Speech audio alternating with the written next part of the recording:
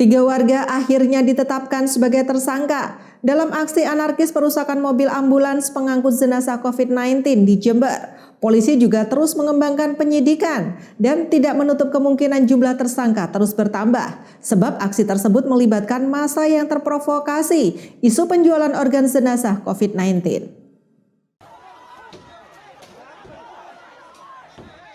Inilah rekaman video amatir saat puluhan warga Desa Pace, Kecamatan Silo, Jember melakukan aksi perusakan mobil ambulan yang membawa jenazah COVID-19 warga setempat. Akibat provokasi isu penjualan organ tubuh pada jenazah tersebut, warga melakukan aksi anarkis dengan ramai-ramai merusak mobil ambulan milik salah satu rumah sakit swasta tersebut. Dalam aksi massa yang terjadi pada akhir bulan Juli lalu, polisi memeriksa sebanyak 13 warga karena diduga terlibat dalam kasus perusakan tersebut.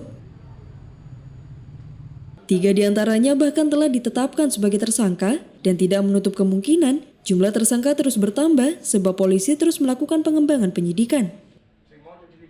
Adapun para tersangka adalah warga desa setempat yang saat itu sedang menunggu kedatangan jenazah salah seorang tetangga mereka yang dinyatakan meninggal dunia terkonfirmasi positif COVID-19. Namun situasi yang semula kondusif tiba-tiba berubah anarkis setelah terdengar teriakan bahwa ada organ tubuh yang hilang disertai cecaran darah pada jenazah tersebut. Pengerusakan mobil ambulan yang terjadi di Desa Pace, Kecamatan Silo. Sampai dengan saat ini kita sudah menetapkan 3 orang tersangka. Namun masih kita lakukan pengembangan juga terhadap potensi dugaan pelaku-pelaku lainnya juga. Ya, sampai dengan saat ini kita masih memeriksa ada 4 orang saksi, yang mana nanti kita akan melihat bagaimana persesuaian keterangan para saksi ya dengan tersangka sebelumnya.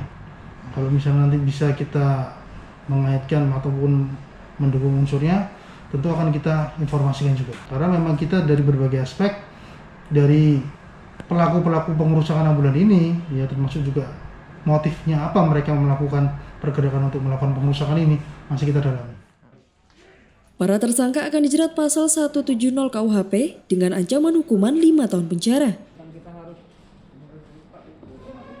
Dari Jember, Baroleh Syafi mengabarkan untuk KJTV.